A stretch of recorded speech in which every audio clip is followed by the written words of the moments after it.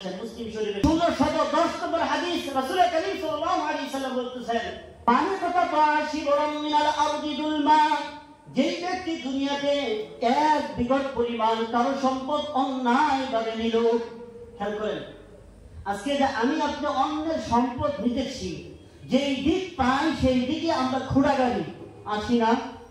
বলেন দিকে আপনাদের এলাকায় মনে হয় না, আমাদের এলাকায় আছে, মুখে অনেক মানুষ চিকিৎসা আছে না, গল্প আরো বেশি, আল্লাহ মাফ করুক।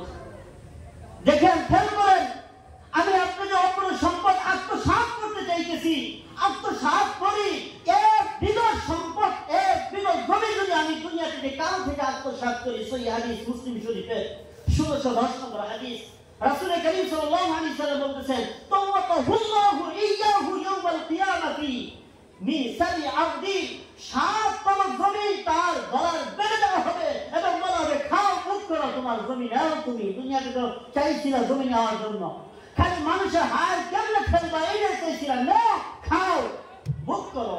সুম্মা কিলা লিল্লাযিনা যালামু যুকু আযাবাল খুর, তাদেরকে শাস্তি দেওয়া হবে এবং বলা হবে তোমাদের এটা হাতের কামা।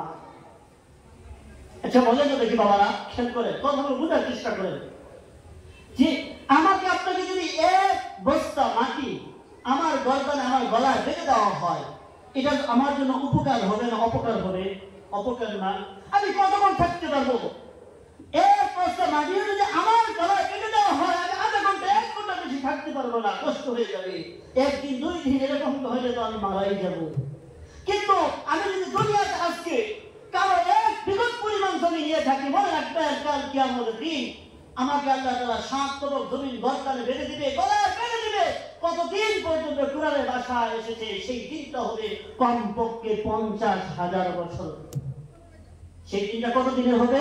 50,000 বছর।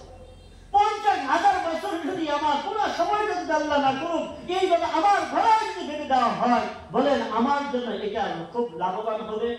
আমি কি সহ্য করতে পারবো?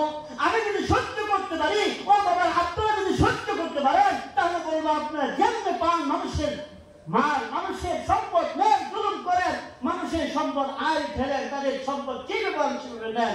কিন্তু বাবারা যদি বলেন যে পারবো না, তাহলে আমি আপনাদের হাত ধরবো, পায়ে ধরবো, আসুন আজ থেকে বিরত হই, আজ থেকে ছেড়ে দেই, জুলুম ছেড়ে দেই, মানুষের সম্পদ আত্মসাৎ করা ছেড়ে দেই, মানুষের জমি দখল করা ছেড়ে দেই।